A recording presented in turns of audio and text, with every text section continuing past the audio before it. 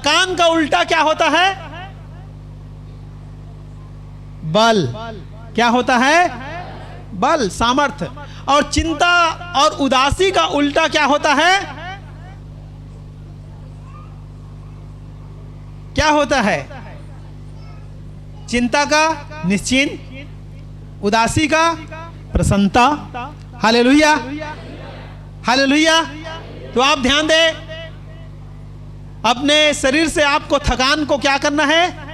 Delete मारिए।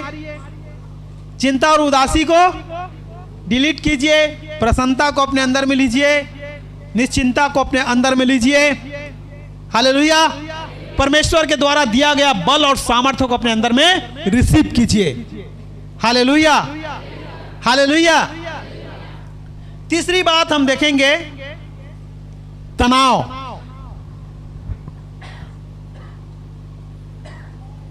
तीसरी बात जो है तनाव। क्या आप समझ पा रहे हैं? Hallelujah, hallelujah. तनाव का मतलब समझिएगा, ध्यान दीजिएगा। और तनाव का उल्टा होता है शांति। तनाव का उल्टा क्या है? शांति। आपको तनाव में नहीं रहना है। तनाव में, बाइबल में एक व्यक्ति था जो हर समय तनाव में रहता था। उस व्यक्ति का नाम है साउल।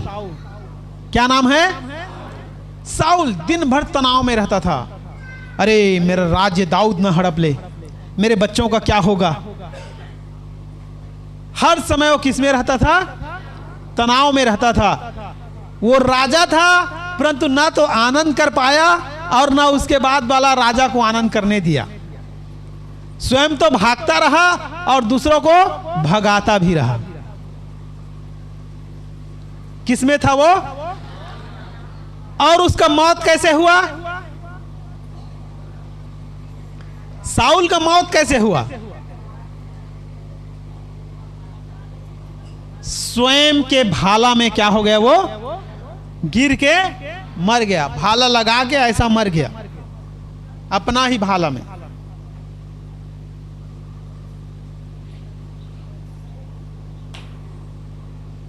ध्यान दीजिएगा, जो तनाव में रहते हैं वे व्यक्ति ज्यादातर आत्महत्या करते हैं। आत्महत्या करते हैं। आपको तनाव में नहीं रहना है। Hallelujah, hallelujah. प्रभु में आने के बाद भी अगर आप तनाव में रह रहे हैं, इसका मतलब प्रभु के ऊपर आपका भरोसा नहीं है। भजन संहिता 55 अध्याय और उसका 22 वचन में लिखा हुआ है। भजन संहिता 55 का 22 में, अपना बोझ यहोवा पर डाल दे, वह तुझे संभालेगा, वह धर्मी को कभी टलने ना देगा। हालेलुया। तो आप अपना बोझ किस पर डाल दीजिए? यहोवा पर डाल दीजिए। स्वयं तनाव मत लीजिए। हमारा इतना बड़ा दिमाग नहीं है।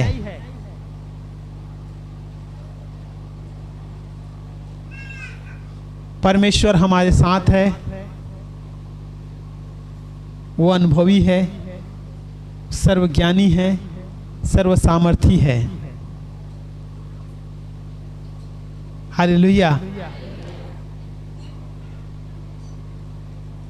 अपना बोझ हमें परमेश्वर को दे देना है, हमें तनाव नहीं लेना है। Hallelujah, hallelujah. आप पवित्र आत्मा के नशा में रहें, दारू का नहीं। किसका नशा में रहें? पवित्र आत्मा के नशा में रहें, तनाव अपने आप चला जाएगा। Hallelujah, hallelujah. शराबी लोग थोड़ी देर दारू पी करके तनाव से मुक्ति पाते हैं, क्योंकि क्या हो जाता है? दिमाग अलग संसार में चला जाता है, नशा में। पर नशा उतरते ही क्या होता है? फिर से वही।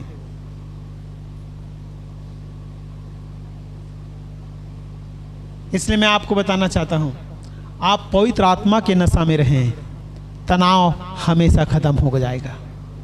आमीन, हालेलुया। भजन संगीता 28 का 7 में लिखा है, यहोवा मेरा बल और मेरी ढाल है, उस पर भरोसा रखने से मेरे मन को सहायता मिली है, इसलिए मेरा हृदय प्रफुल्लित है और गीत गाकर उसका धन्यवाद करूंगा। हालेलुया। एक तनाव में रहने वाला व्यक्ति आनंद का गीत कभी नहीं गा सकता है, पर दाऊद इतना बड़ा बड़ा काम किया, तनाव मुक्त रहा। हालेलुया। और उसने बड़े बड़े काम कर दिखाए। इसलिए आप भी ध्यान रखें, आप तनाव से मुक्त रहें। Hallelujah, hallelujah. कोई बोझ अपने ऊपर ना लें, परंतु परमेश्वर को दें बोझ को। चौथी बात हम देखेंगे, थोड़ा जल्दी जल्दी आगे बढ़ेंगे। परीक्षा।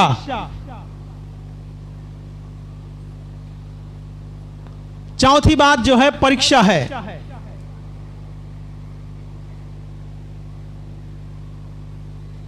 मैंने आपको बताया कि शैतान परीक्षा क्यों डालता है?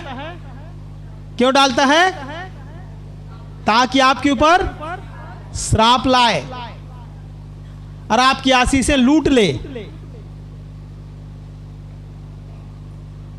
इसलिए वो परीक्षा लेके आता है। आदम और हवा के हाथ से पृथ्वी को उसने क्या कर लिया? लूट लिया।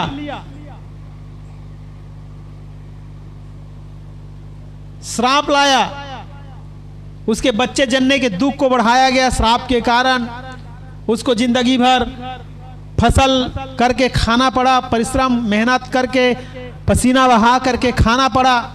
श्राप लाया उसके ऊपर। स्त्री को पुरुष की अधीनता मिली श्राप के कारण। तो परीक्षा लेकर के वो श्राप में क्या करता है? गिराता है। तो शैतान परीक्षा करता है प्रलोभन देकर। क्या देकर? प्रलोभन देकर। हवा को क्या दिया? प्रलोभन दिया ना, कि तुम खाओगी।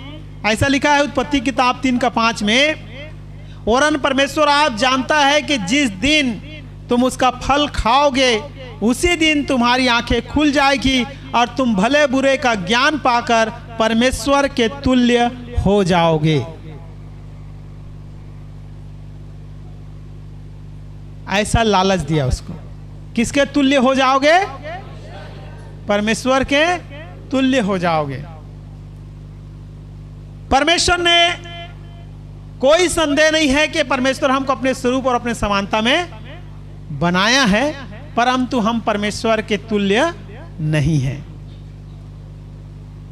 परमेश्वर त्रिनिटी में है, उसी प्रकार से उसने भी हमें किस में बनाया है? त्रिएकता में बनाया है, शरीर, प्राण और आत्मा में। हम उसके स्वरूप में बने हैं। हम सोच सकते हैं, समझ सकते हैं, आराधना कर सकते हैं, बोल सकते हैं। हर चीज जो परमेश्वर कर सकता है हम कर सकते हैं, परंतु हम परमेश्वर के तुल्य नहीं हैं।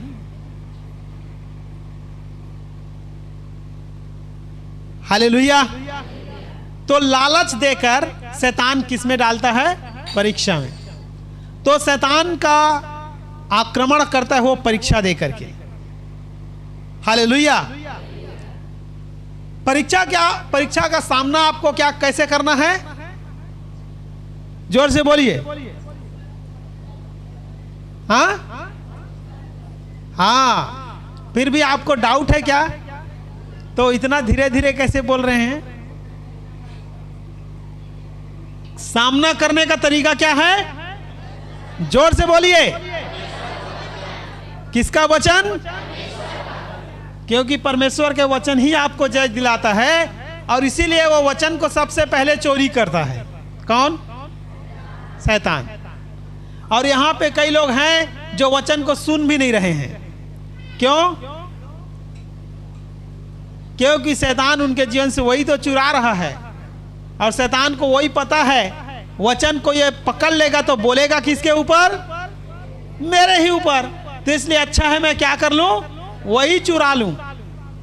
जब वचन बोया जाता है तो फट से चिड़िया आता है और क्या करता है वचन, वो शैतान के बारे में बताया गया है, फटाक से उठा लेता है। और किनका वचन उठा लेता है?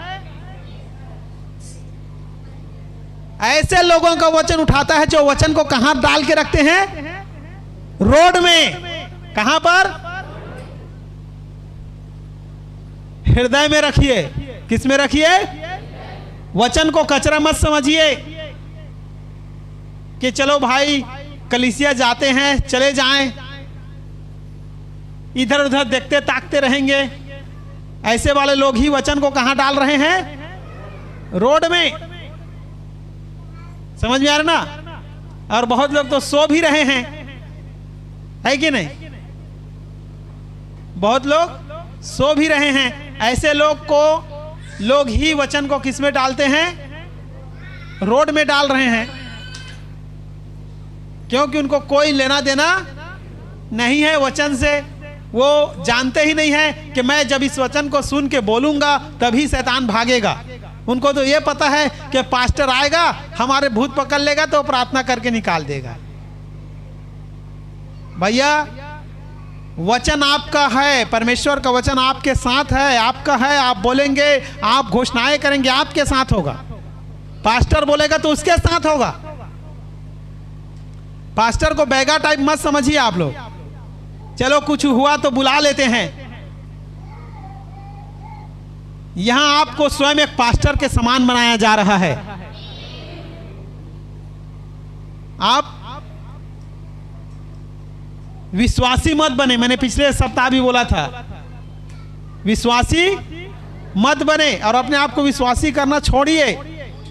क्या कहना शुरू कीजिए?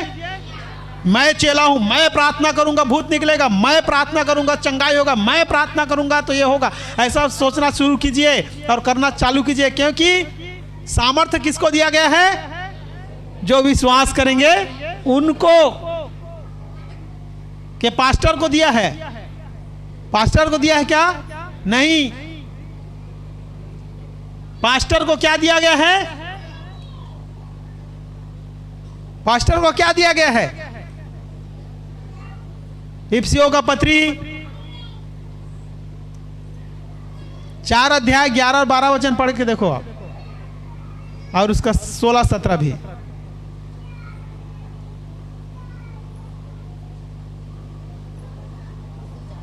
जल्दी से, ये मेरा टॉपिक नहीं है लेकिन मैं आपको बताना चाह रहा हूं। चलिए जल्दी से।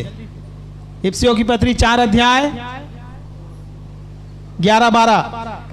उसने कुछ को प्रेरित नियुक्त करके और कुछ को भविष्यवक्ता नियुक्त करके और कुछ को सुसमाचार सुनाने वाला नियुक्त करके और कुछ को रखवाले और कुछ और उपदेशक नियुक्त करके दे दिया, जिससे पवित्र लोग सिद्ध हो जाए। देखिए, पास्टर को क्या काम दिया गया है? पवित्र लोगों को क्या करने का? सिद्ध बनाने का। और पवित्र लोग है कौन? कौन लोग हैं? हाँ, याद रखिए, पवित्र लोग आप लोग हैं। और आपको सिद्ध करने का काम सौंपा गया। किसको? पास्टर को। सिद्ध माने परफेक्ट बनाने का। और आगे, ताकि आगे पढ़ो। ताकि सिद्ध हो जाए और सेवा का काम किया जाए। ताकि सेवा का काम किया जाए। ठीक है? तो याद रखिएगा, ऐसा बिल्कुल भी नहीं है कि पास्टर ही प्रार्थना करेगा तो चंगाई होगा। आप प्रार्थना करेंगे तो क्या होगा? चंगाई होगा। पास्टर को जैसे बाबा लोग, गुरु लोग को आप देखते हैं ना, ऐसा वाला आप मत समझिए बिल्कुल भी। हालेलुया। और आकर यहां बिल्कुल मत सोइए, सोने का जगह नहीं है। सोने के लिए आपका घर है। Hallelujah, hallelujah. मैंने पहले आपको बताया है, पहला प्रॉब्लम शैतान का क्या है? जोर से बोलिए, क्या है? वो ही देता है, हा? जो सोते रहते हैं। चलिए आगे हम बढ़ते हैं। लिखा हुआ है 1 कुरिन्थी 10 का 12 और 13 में, इसलिए जो समझता है कि मैं स्थिर हूं वो चौकस रहे कि कहीं गिर ना पड़े। तुम किस रीति से तुम किसी ऐसी परीक्षा में नहीं पड़े जो मनुष्य के सहने से बाहर है। परमेश्वर सच्चा है और वह तुम्हें सामर्थ्य से बाहर परीक्षा में ना पड़ने देगा, वरन परीक्षा के साथ निकास भी करेगा। Hallelujah, hallelujah. तो शैतान परीक्षा में डालता है, लेकिन परमेश्वर हमें परीक्षा से निकालता है। उसने कहा, मरकुस रचित सुसमाचार उसका 14 अध्याय उसका 38 वचन में लिखा हुआ है, तुम जागते रहो और प्रार्थना ताकि परीक्षा में ना पड़ो। जो जागृत लोग रहते हैं, जागते रहो का मतलब क्या है? जागृत रहना। क्या रहना? जागृत रहने वाले लोग परीक्षा में नहीं पड़ेंगे। वो समझ जाएंगे कि शैतान परीक्षा डाल करके मुझको ये पूजा पाठ ये इसमें फंसा के मुझको गिराना चाह रहा है। वो जागृत रहेंगे, स्वयं प्रार्थना करेंगे, परमेश्वर उसके लिए क्या निकाल देगा? रास्ता निकाल देगा।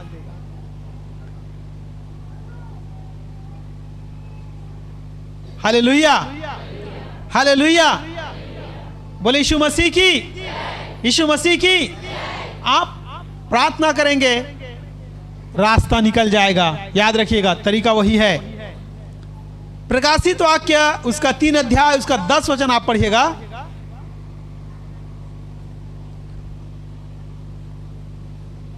तीन का 10 जल्दी से। तूने मेरे धीरज के वचन को थामा है, तूने मेरे धीरज के वचन को थामा है, इसलिए मैं भी तुझे परीक्षा के उस समय बचा रखूंगा जो पृथ्वी पर रहने वाले के परखने के लिए सारे संसार पर आने वाला है। ठीक है, अब ध्यान सुनिए। आप परीक्षा से बचेंगे कैसे? अभी तो पढ़े हो। हाँ, परमेश्वर के वचन को थामे रहोगे तभी आप परीक्षा से क्या हो जाएंगे? Hallelujah, hallelujah. तो जब परीक्षा आती है तो उसके ऊपर आपको क्या बोलना है? वचन ही बोलना है। यीशु मसीह क्या बोले? वचन बोले। काश हवा भी वचन बोली होती, है कि नहीं? हालेलुया। और हवा भी वचन बोली, पर प्रलोभन में वो क्या हो गई?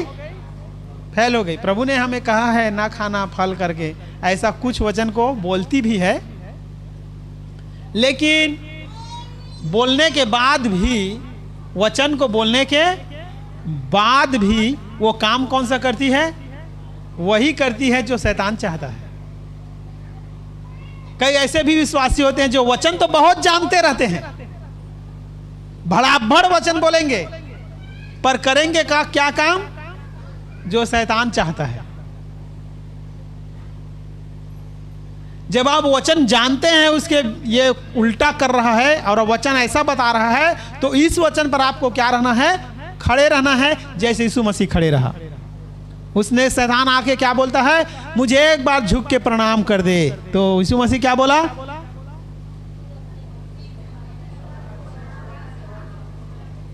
वो हवा को भी प्रलोभन दिया था कि तू परमेश्वर के समान बन जाएगी, खा ले। यीशु को बोला एक बार प्रणाम कर दे तो मैं तुझे क्या दे दूंगा? ये पृथ्वी, ये वैभव सब तुझे दे दूंगा, बस एक बार तो झुकना बस तो है।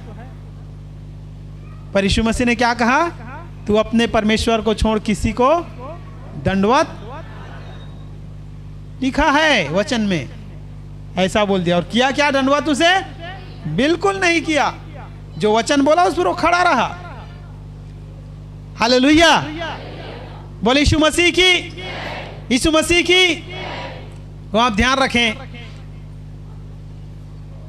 धीरज के वचन से ही आप परीक्षा का सामना कर सकते हैं। धीरज रखें, उचित समय पर परमेश्वर आपको क्या करेगा? बढ़ाएगा। आमीन, आमीन। पांचवी बात हम देखते हैं, डर शैतान का हथियार है। क्या करना? डर। परमेश्वर ने कहा आदम तू कहां है? आदम, इससे पहले क्या प्रभु ने कभी कहा कि आदम तू कहां है? क्यों कहा? हाँ? क्या दिखाई नहीं पड़ रहा था परमेश्वर को? हाँ? हालेलुया! क्या परमेश्वर को दिखाई नहीं पड़ रहा था? उसने कहा है चाहे तू अधलोक में जाए तो भी मैं, लहरों पर चले तो भी मैं, आकाश में जाए तो। फिर परमेश्वर क्यों कहता है आदम तू कहां है? हाँ?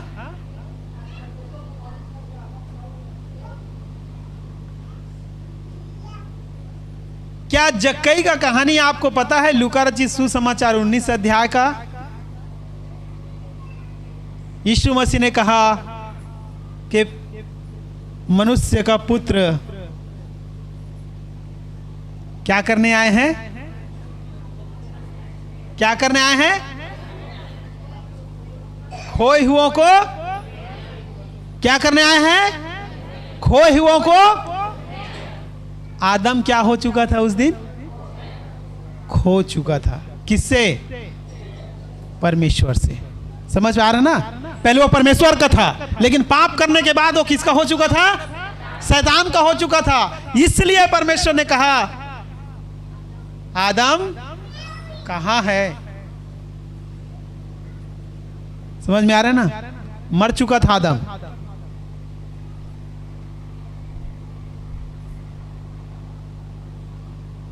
ध्यान देती। मैंने कई बार महिलाओं को ऐसे रोते हुए सुना है,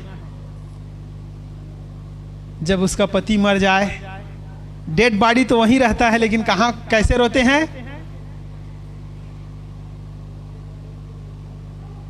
कहां चल दिए मोर जोड़ी, वहीं तो पड़ा है डेड बॉडी, पर रोते कैसे हैं? कहां चल दिए। क्योंकि वो क्या हो चुका है? खो चुका है। समझ में आ रहा ना? इस कारण से परमेश्वर ने कहा कि आदम तू कहां है? अब देखिए, आदम जब परमेश्वर से दूर हट गया, पाप में चला गया, तो आदम ने किया क्या? क्या जवाब दिया?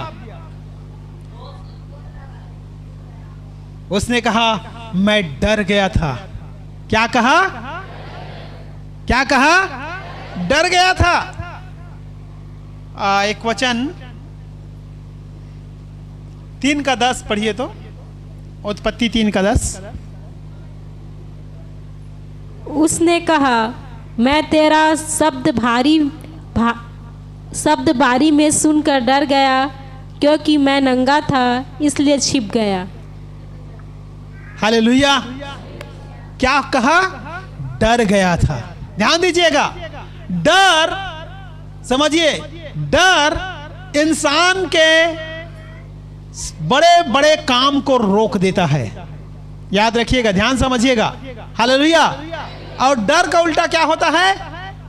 निडर या साहस। हालेलुया! हालेलुया! और प्रभु ने आपको किसका आत्मा दिया है? डर का या निडर का? साहस का आत्मा हमें दिया है। बगल वाले को हाथ मिला के बताइए, आपको डरने की जरूरत नहीं है, परमेश्वर ने आपको साहस का आत्मा दिया है। इस बगल वाले को भी बताइए।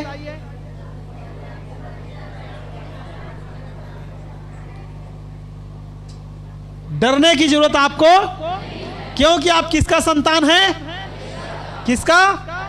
और आप दाम देकर, समझ में आ रहा ना? अब आप आदम की संतान नहीं हैं, आप किसका संतान हैं? दूसरा आदम का, यीशु मसीह का। ठीक है ना? हालेलुया! और यीशु मसीह ने तुमको क्या किया है? दाम देकर मोल लिया है। अब हमें डरने की जरूरत नहीं है। हालेलुया! हालेलुया!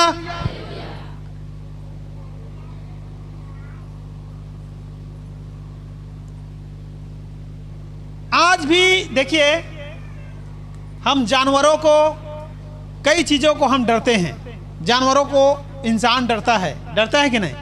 लेकिन प्रभु की इच्छा क्या है? ध्यान दीजिएगा, आप किसी भी जानवर को भी मत डरिए। शैतान तो दूर की बात है, जानवरों को भी आप मत डरिए।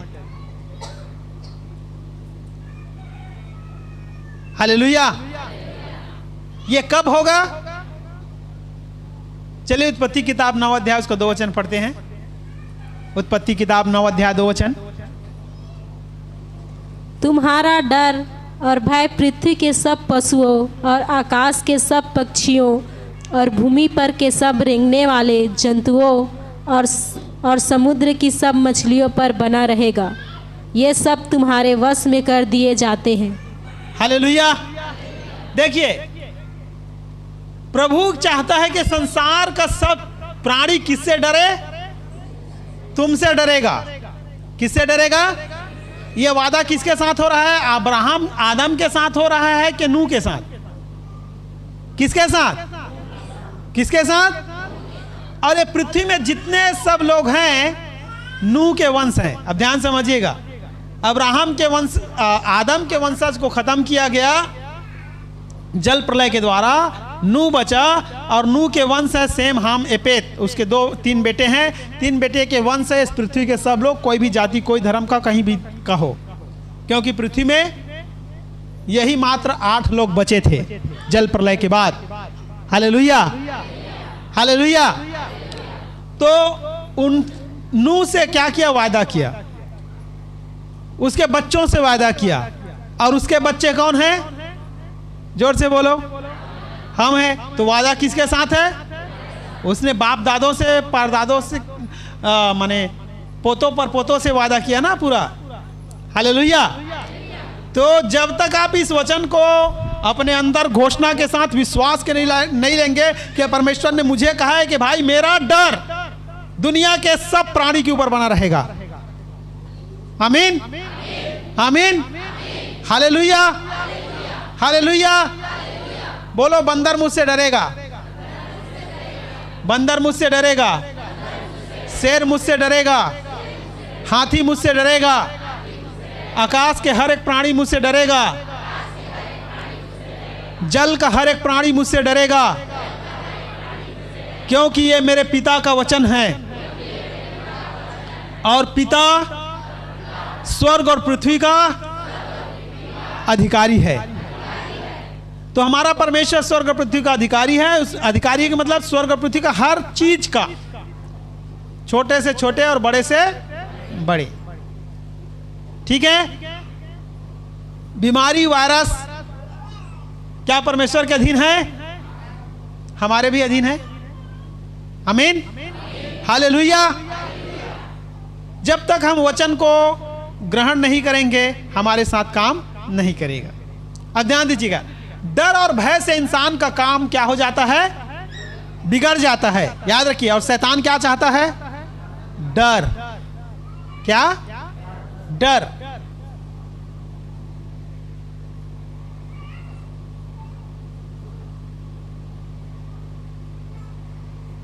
हालेलुया। एक दिन मोर लइका तेल का ढकेल दिस, तेल बहुत लग तेल का ढकेल दिस। अब दूसरा लइका मन कहते पापा ही तो बहुत मार ही।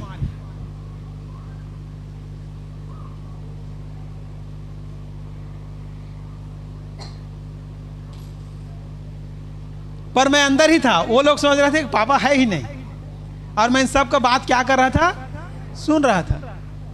और कुछ समय के बाद मैं दरवाजा खोल के बाहर निकला तो वो बच्चा छुप गया। फिर मैं इसको ढूंढा, निकाला, और निकाल के ना तो उसको डांटा ना तो मारा, क्योंकि मुझे पता है तेल से बढ़कर कौन है? मेरा बच्चा है। पर डर उसके अंदर क्या है? वो कुछ भी कर सकता था। समझ आ रहा है आपको? वो भाग भी सकता था घर से, या कैसे मैं घर में जाऊंगा, कैसे मैं सामना करूंगा। कई लोग कई गलत काम कर लेते हैं और माता पिता से बचने के लिए सुसाइड, आत्महत्या कर लेते हैं। बहुत सारे लोग, बहुत लड़कियां बुरे इसमें चले जाते हैं, लड़के बुरे चाल में चले जाते हैं, और बाद में पता चलता है मेरे माता पिता को पता चलेगा तो क्या होगा। इससे अच्छा है वो क्या कर लेते हैं, जहर खा लेते हैं, आत्महत्या कर लेते हैं और कई चीजों में चले जाते हैं। पता है ये किसका हथियार है? शैतान का। शैतान क्या पैदा करता है? डर। और डर पैदा करने के बाद वो क्या लाता है? अरे तू कैसे जाएगा उसके सामने, तू ऐसा हो जाएगा, तू ऐसा हो जाएगा, और वो सोच करके फिर वो मर जाता है। आप परमेश्वर के पास जाइए। आदम और हवा को किसके पास जाना चाहिए था? बिल्कुल जाना चाहिए था। पिता मैंने गलत कर दिया है, मुझे क्षमा कीजिए, मुझे स्वीकार कीजिए। समझिए, आपका पिता है। क्या है? पिता है। पिता मतलब आप समझिए, पिता के दिल के बारे में आप समझिए। आप भी एक पिता हैं, समझो। पिता परमेश्वर के पास जाने से सब क्षमा करके स्वीकार करता है। वो चाहता है कि इंसान अपना अनंत जीवन मेरे साथ बिताए। हालेलुया। आप क्या चाहते हैं? कि मेरा बच्चा मेरे से दूर जिंदगी बिताए कि मेरे साथ बिताए? समझिए, उसने अपने स्वरूप समानता बनाया है। जब हमारे बाल बच्चे छोड़ के हमें चले जाते हैं ना, तो हम क्या महसूस करते हैं? क्या महसूस करेंगे? एकदम अकेला। एक माता पिता क्या चाहते हैं? मेरे साथ जीवन बिताए। परम पिता परमेश्वर चाहता है, हमको बनाया इसलिए है कि वो हमारे साथ जीवन बिताए। Hallelujah, hallelujah. इसलिए हमारे साथ जब कोई समस्या होता है तो हम परमेश्वर की ओर ही आए, किसी और की तरफ ना जाएं। Hallelujah, hallelujah. चलिए देखते हैं याकूब के बारे में। जल्दी से निकालेगा उत्पत्ति 32 का 7 वचन। उत्पत्ति 32 का 7 वचन, जल्दी से। तब याकूब बहुत डर गया। याकूब बहुत डर गया और संकट में पड़ा, और यह सोचकर। कब क्यों संकट में पड़ा? डर के मारे। किसके मारे? डर के मारे। जबकि परमेश्वर ने कहां भेजा था उसको? जा अपने बाप के घर चले जा। याकूब भाग के गया था ना, कहां? अपने मामा लबान के घर गया था और वहां धनी बन गया, बढ़िया आशीषित हो गया। और वहां से परमेश्वर ने कहा, अब तू अपना धन संपत्ति, अपने बीवी बच्चों को लेकर चले जाओ वहां अपने पिता के घर। ठीक है। और वहां से वो भागा था अपने भाई को छल करके, एसाव को। और रास्ते में से पता चला कि एसाव अपने 400 नौकर चाकर के लेकर के मेरे तरफ आ रहा है। और ये क्या हो गया? डर गया। और डर के किस में पढ़ा लिखा है? किस में? इसको भेजा कौन था? भेजा कौन था? तो क्या परमेश्वर इसके लिए सब रास्ते तैयार नहीं किए हैं? समस्या इसका था। इसमें परमेश्वर का कोई नहीं है। आपको बुलाया है अगर प्रभु अपने चरणों में, तो आपके सब चीज का परमेश्वर है। समझ लीजिए, आपके पति का, आपके पत्नी का, आपके बच्चों का, आपके बच्चों के शादी का, आपके जमीन जायदाद, सब चीज का वो क्या है? परमेश्वर है, और सब चीज को संभालेगा। पर याकूब वो समझ नहीं पाया कि जब परमेश्वर मुझे भेज रहा है तो मेरे लिए सब चीज तो वो रखे करेगा। और अपने आप किस में पड़ गया? वो संकट में, एकदम बिल्कुल संकट में पड़ा। डर के मारे ना, कुछ हुआ नहीं है, कुछ हुआ। और इसका भाई क्यों आ रहा था? मिलने के लिए आ रहा था। अपने 400 नौकर चाकर लेकर के क्या क्यों आ रहा था? मिलने के लिए, अपने भाई से मिलने के लिए आ रहा था। उसको पता चला कि मेरे भाई आ रहा है, तो अरे रास्ता में उसको कुछ परेशानी ना होकर कि अपना 400 नौकर लेकर के उधर जा रहा है मिलने के लिए। अब ये डर रहा है मेरा सब लूट लेगा, मेरे बीबी बच्चे, मेरे भेड़ बकरी, सबको ये तहस नहस कर देगा। और ये बड़ा इसमें फंस गया संकट में, और 200 का क्या बनाने लगा? ये ग्रुप, 200 का ग्रुप बनाया, तुम 200 भेड़ बकरी को लेकर तुम रहो, अरे 4 को मार भी देगा तो बाकी लोग को हम बचा लेंगे। ऐसा वो एकदम बिल्कुल टेंशन में हो गया, एकदम से लिखा हुआ एकदम संकट में पड़ गया। आया तो कुछ नहीं हुआ, भाई गले मिला लिया, भाई इतने दिन बाद मिले हो, कैसे हो, क्या हालचाल है। सोचा होगा इतना बड़ा झमेला किया था। समझिए आप, अगर प्रभु आपको बुलाया है, आपको डरने की जरूरत, आपका भय ही आपको क्या करेगा, फंसाएगा, आपका डर ही आपको गिराएगा। आप ध्यान रखिएगा, परमेश्वर ने आपको साहस का आत्मा दिया है, आप आगे बढ़िए, परमेश्वर आपके साथ खड़ा है। Hallelujah, hallelujah. दाऊद बड़ा बड़ा काम कर पाया, क्यों? वो जानता था मेरे साथ कौन खड़ा है। भयानक गोलियात को मार पाया। एक 14 साल की उम्र में उसने बहुत भयानक व्यक्ति को मार पाया, जिसको मारने के लिए सब लोग दौड़ रहे थे, एकदम सैनिक डर रहा था उस व्यक्ति को मारने के लिए। ऐसे व्यक्ति को अकेला 14 साल की उम्र में मार गिराया, क्योंकि उसके पास डर नहीं था, क्या था, साहस था। Hallelujah, hallelujah. मैं परमेश्वर के नाम से बड़ा बड़ा काम कर सकता हूं करके उसको ना तो तीर, ना भाला, ना तलवार, ना कुछ लाठी डंडा कुछ चलाने की जरूरत नहीं पड़ा। एक गोटा उठाया और मारा, उसी में मर गया। जिससे लोग क्या हो रहे थे, डर रहे थे। Hallelujah, hallelujah. लिखा है मत्ती 10 का 28 में, जो शरीर को घात करते हैं पर आत्मा को नहीं, आत्मा और शरीर दोनों को नरक में नाश कर सकता है तो केवल परमेश्वर। इसलिए आप किससे डरें, परमेश्वर से डरें। किससे डरें, परमेश्वर का भय माने। और डरने का मतलब यह नहीं है, ध्यान दीजिए, एक पिता का भय मानना चाहिए। पिता का क्या मानना चाहिए, भय। पिता से डरना नहीं चाहिए, पिता का भय मानना चाहिए, पिता का रिस्पेक्ट करना चाहिए, पिता का आदर करना चाहिए। आमीन, हालेलुया, हालेलुया। लिखा हुआ है इब्रानी की पत्री 13 अध्याय उसका 5 और 6 वचन में, तुम्हारा स्वभाव लोभ रहित हो और जो कुछ तुम्हारे पास हो उसी पर संतोष करो, क्योंकि उसने आप ही कहा है कि मैं तुम्हें कभी ना छोड़ूंगा और ना कभी तुझे त्यागूंगा। हालेलुया। इसलिए हम निडर होकर कहते हैं, प्रभु मेरा सहायक है, मैं ना डरूंगा, मनुष्य मेरा क्या कर सकता है। भजन संगीता 118 का 6 में लिखा हुआ है। Hallelujah, hallelujah. तो हमें किसी से डरने की जरूरत नहीं है। ध्यान दीजिएगा, आपको एक भगा, एक बाहर भगाना, काले बाहर भगाना चाहिए।